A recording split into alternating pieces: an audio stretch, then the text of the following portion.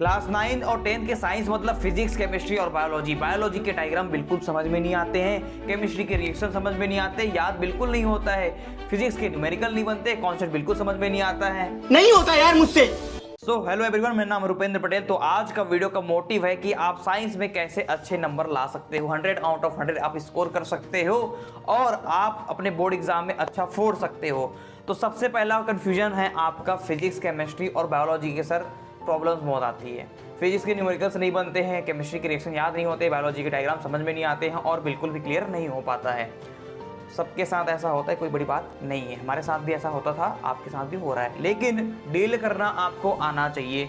तो सबसे पहले हम क्या करेंगे, फिजिक्स, केमिस्ट्री, बायोलॉजी कभी भूल जाओ, ठीक है, आप साइंस को समझो। पहले साइंस को समझने के लिए उसके पीछे का भी साइंस को समझो। कैसे सर? अभी आपके पास यार बिल्कुल ज़्यादा समय है नहीं कि ठीक है एकदम पूरा लेक्चर देख रहे हो, ठीक है, घंटों तक आप देख रहे हो, ऐसा नहीं है आपके पास। तो आप क्या करोगे, आप हाई वेटेज टॉपिक्स को उठाओगे, यानी कि जो टॉपिक ज़्यादा नंबर के हैं और जो टॉपिक जो कि एग्ज़ाम में बार बार पूछे जाते हैं, उन टॉपिक को आप अच्छे से लिख लो अपने कॉपी पे, ठीक है, और उसी को पहले कवर कर लो। अब इससे क्या होगा, जब आप लोग हाई वेटेज टॉपिक को या फिर जो भी आप एग्जाम ज़्यादा पूछे जा रहे हैं वो टॉपिक को अगर आप लोग पढ़ते हो तो एग्जाम में आने का चांस ज़्यादा होता है, यानी कि हमारे नंबर भी ज़्यादा आ रहे होंगे। आपने जो हाई वेटेज टॉपिक रखा है उसी को लेक्चर देखो आप, ठीक है, उसी का लेक्चर देखो। जब आप लोग लेक्चर देखोगे तो पूरा फोकस लेक्चर में ही होना चाहिए, डिस्ट्रैक्शन बिल्कुल नहीं होना चाहिए। जितने भी डिस्ट्रैक्शन है भगा दो, ठीक है।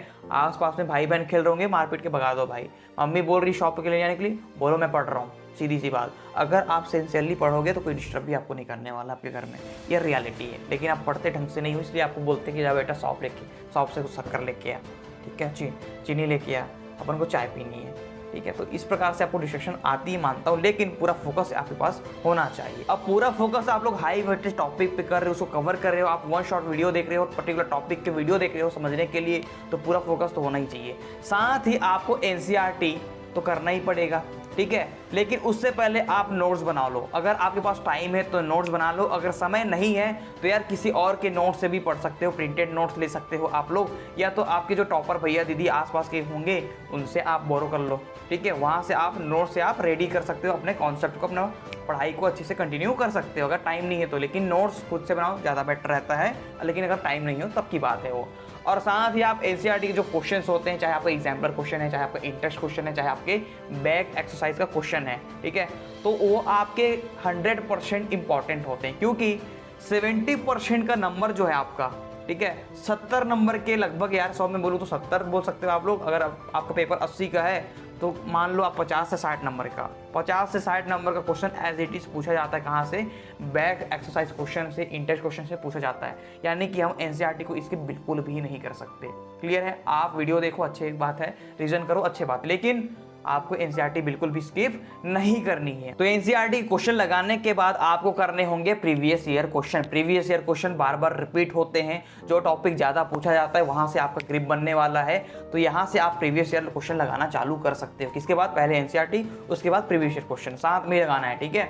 जैसे कि चैप्टर नंबर 1 आपने कर लिया कंप्लीट, ठीक है, आपने लेक्चर देख लिया, नोट्स बनाया, उसके बाद आपने एनसीईआरटी क्वेश्चन प्रैक्टिस किए, उसके बाद आप प्रीवियस ईयर क्वेश्चन को लगाओ। लास्ट के लिए मत छोड़ो, अभी से लगाना चालू कर दो previous year question. Previous year question बार बार रिपीट होते हैं तो आपको कॉन्फिडेंस आ जाएगा कि यार आते हैं तो, ठीक है, तो यहाँ से हमारा नंबर और पक्का हो जाएगा, तभी आप 100 आउट ऑफ 100 स्कोर कर सकते हो। 95% लाना कोई बड़ी बात नहीं है, लेकिन आप मेहनत करोगे तो आपके लिए हलवा है, ठीक है, समझ पा रहे हो बात को। अब मुद्दे पे आते हैं, सर फिजिक्स के न्यूमेरिकल नहीं बनते हैं, करें तो करें क्या? तो यार देखो, सबके साथ होता है, मैंने पहले ही डिस्कस किया, कोई बड़ी बात नहीं है। तो फिजिक्स के न्यूमेरिकल को भी थोड़ा छोड़ दो, साइड में रखो, पहले हम पूरा कॉन्सेप्ट समझ लेंगे।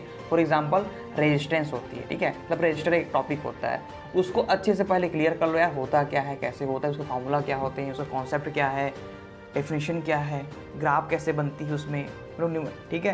तो ऐसे आप पूरा अच्छे से समझ लो, उसके बाद आप फॉर्मूला रिवाइज कर लो थोड़ा, उसके बाद आप क्वेश्चन लगाओ। पहले आपने कॉन्सेप्ट नहीं पढ़ा, थ्योरी नहीं पढ़ा, तो आपसे न्यूमेरिकल कैसे बनेगा?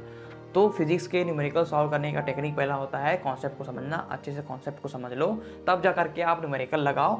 और न्यूमेरिकल कहाँ से कैसे लगाना है, आपको टफ न्यूमेरिकल नहीं लगाना है, ठीक है, सैम्पल पेपर क्वेश्चन के नहीं लगाने हैं आपको, सीधा प्रीवियस ईयर क्वेश्चन पे जब मत मारना। एनसीईआरटी बहुत ही ईजी तरीके से यहाँ पे एग्जाम्पल में दिया रहता है, ठीक है, न्यूमेरिकल, तो उसको आप पहले डील करो, उसको 2 बार 3 बार प्रैक्टिस करो यार, बिना देखे। कब तक नहीं बनेगा, बनेगा, लेकिन प्रैक्टिस करोगे तब बनेगा, ठीक है। तो पहले आप एनसीईआरटी के जितने भी क्वेश्चंस होते हैं आप सॉल्व कर लो, वही इजी न्यूमेरिकल्स होते हैं, उसे आप सॉल्व करो। उसके बाद अपना लेवल थोड़ा थोड़ा इंक्रीज करो। कहाँ कैसे इंक्रीज करना है सर, प्रीवियस ईयर क्वेश्चन से आपका लेवल इंक्रीज भी हो जाएगा। तो फिजिक्स के न्यूमेरिकल बोलते हैं यार याद नहीं होता है, ऐसे भी बोलते हैं, तो ठीक है, याद नहीं होता ना, तो पहले अच्छे से पढ़ लो, और जब आप लोग क्वेश्चन प्रैक्टिस करते जाओगे तो साथ में अपना फॉर्मूला लिखते जाओ, ठीक है। रटोगे तो नहीं फलेगा वो, ठीक है। वो कहते नहीं है कि रटंत विद्या फलंत नहीं, फलंत विद्या रटंत नहीं, यानी कि जो रटते हैं वो फलता नहीं, और जो फलता है उसे रटा नहीं जा सकता। क्लियर है, तो आपको समझना पड़ेगा। रटोगे तो भूल जाओगे, आज याद है कल भूल जाओगे, परसों भूल जाओगे, 2 दिन बाद फिर से भूल जाओगे, कोई मतलब नहीं है भैया। रटोगे तो फालतू चीज़ है, आप बस समझो। फार्मूला को पहले एक कॉपी में लिख लो, ठीक है, एक पेज में लिख लो। फॉर एग्जांपल कोई भी चैप्टर नंबर ले लो, ठीक है, मोशन हो गया 9th क्लास का, या तो 10th क्लास का लाइट हो गया, जितने फार्मूला है उसमें पूरा अच्छे से आप लोग लिख लो। अब उस पेज को बाद में आप रिवाइज करने का काम आएगा, आप लोग को बार बार रिवाइज करते रहो फार्मूला को। आपने पहले प्रैक्टिस करा है, तब जाकर के आपका क्वेश्चन माइंड में फिट हो जाएगा। क्लियर है। अब उसके बाद आते हैं आपके केमिस्ट्री पे। अब केमिस्ट्री के रिएक्शंस बहुत सारे होते हैं, आपसे याद नहीं होते, मेरे को पता है, सबके साथ ऐसा होता है, कोई बड़ी बात नहीं है, ठीक है। जो आप लोग फेस कर रहे हो वो भी हम लोग भी अपने टाइम में फेस किए थे, लेकिन हमने तैयारी करी, हमने मेहनत करा, इसलिए हमारा कॉन्सेप्ट क्लियर है। तो आपका भी क्लियर हो जाएगा, लेकिन मेहनत करोगे तो केमिस्ट्री के रिएक्शन याद नहीं होते तो क्या करें, उसको रटो मत, समझो यार ये रिएक्शन क्यों हो रहा है, कैसे हो रहा है और कब हो रहा है, ठीक है, हम इसमें क्या डाल रहे हैं तो क्या बन रहा है, पूरा अच्छे से समझो। उसके बाद उसे लिख के प्रैक्टिस करो। अच्छा, जब यहाँ पे सोडियम ने क्लोरीन के साथ रिएक्ट कर लिया तो NaCl बन गया, ठीक है। अच्छा, यहाँ पे आपका ऑक्सीडेशन रिएक्शन हो रहा है, यहाँ पे आपका रिडक्शन रिएक्शन हो रहा है, यहाँ पे कम्बशन हो रहा है, तो ऐसे आपको समझना पड़ेगा। तो केमिस्ट्री के रिएक्शन को समझना पड़ता है, इतने सारे रिएक्शंस होते हैं, कितना रटोगे भूल जाओगे। अब जब आप लोग 11th 12th में जाओगे तो बहुत सारे आपके रिएक्शंस होंगे, डर जाओगे देख करके, लेकिन डरा तुमको नहीं रहा हूँ मैं, अभी से तुमको प्रिपेयर करा रहा हूँ उस चीज़ को मैं। तो पहले आप समझो, रटो बिल्कुल नहीं। क्लियर है चीज़, ग्रेट। अब उसके बाद जब आप उसको भी चैप्टर नंबर 1 मान लो कंप्लीट कर लिया, केमिस्ट्री के जितने भी रिएक्शंस होते हैं, जितने भी आपके रिएजेंट्स होते हैं आपके, ठीक है, सबको अच्छे से एक पेज में लिख लो और बार बार रिवाइज करो, तो ये आपको बेनिफिट मिलने वाली है, ठीक है। तो जितना ज़्यादा रिवीजन करोगे उतना ज़्यादा आपके लिए बेनिफिशियल होगा। साथ में आप बायोलॉजी की बात करें तो यार डायग्राम बहुत सारे होते हैं, ठीक है। तो यार देखो, डायग्राम का क्रिस्टल क्लियर कॉन्सेप्ट है, आप उसे ड्रॉ करो, प्रैक्टिस करो। मैंने यार ज़्यादातर बच्चों को देखा है, वो लोग बोलते हैं सर डायग्राम, अच्छा यहाँ देख लिए, अच्छा ये तो है डायग्राम, ठीक है मेरे सब बन जाएगा। प्रैक्टिस नहीं करना उनको, चाहे फिजिक्स के न्यूमेरिकल्स हो, चाहे आपके केमिस्ट्री के रिएक्शन हो, चाहे बायोलॉजी के आपके डायग्राम हो, प्रैक्टिस नहीं करते हैं। अभी बोलते हैं 95% सर लाना है, यार ऐसे थोड़ी आता है, मजाक बना का क्यों, ऐसे नहीं आता है, प्रैक्टिस करने से आता है। तो बायोलॉजी क्वेश्चन आपको लगाने पड़ेंगे, लेकिन आप वीडियो देख सकते हो, आप लोग बायोलॉजी का, आप बायोलॉजी देखो, ठीक है। आप जितने भी आपके थ्योरी होते हैं, पार्ट्स होते हैं, कॉन्सेप्ट होता है आपका, आप थ्योरी से को डायरेक्ट समझ में नहीं आता तो आप 1 शॉट वीडियो देख सकते हो, कोई भी वीडियो देख लो, अच्छे से क्लियर हो जाएगा, ठीक है। और साथ ही आप डायग्राम को करते जाओ, प्रैक्टिस करते जाओ, और एनसीईआरटी रीड कर सकते हो आप बायोलॉजी के लिए।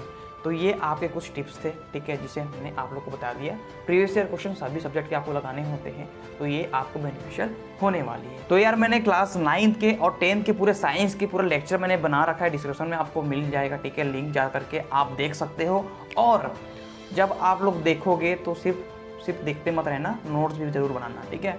और साथ ही अगर हम बोले तो यार लेक्चर देखते हैं लेकिन रिविज़न नहीं कर पाते हैं, तो रिवीजन करना मोस्ट इम्पॉर्टेंट है, क्योंकि अगर आप सिलेबस कंप्लीट कर लेते हो तो नंबर नहीं आते, रिवीजन करने से नंबर आते हैं, ठीक है।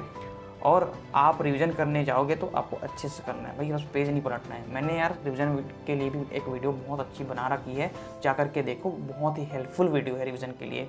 काफ़ी बच्चों को तो पता ही नहीं कि रिवीजन कैसे करना है, तो जा करके देखो, डिस्क्रिप्शन में आपको वो भी लिंक मैं डाल दूँगा, ठीक है। और साथ ही यार आज आप डेडलाइन फिक्स कर लो कि यार ये चैप्टर मैं आज कंप्लीट करने वाला हूँ, तो आज ही ख़त्म करूँगा, मतलब करूँगा। कल के लिए, परसों के लिए आप मत टालो, आज से काम है आज ही ख़त्म करो। तो जितने भी आपके यहाँ पे डिस्ट्रैक्शन है सबको भाड़ में जाने दो, ठीक है। आप बस फोकस करो और बोलते नहीं यार कल करेंगे परसों करेंगे, ऐसे करते करते कितने दिन आप निकाल देते हो, ठीक है, क्योंकि डिस्ट्रैक्शन ही होता है उसका। यार ठीक है, आज तो मैं मोबाइल में टाइम पास कर लिया, कल मैं इंस्टाग्राम में कर लूँगा, परसों स्नैपचैट में, ऐसे ही आपका दिन बीतते जाएगा, पता नहीं चलेगा।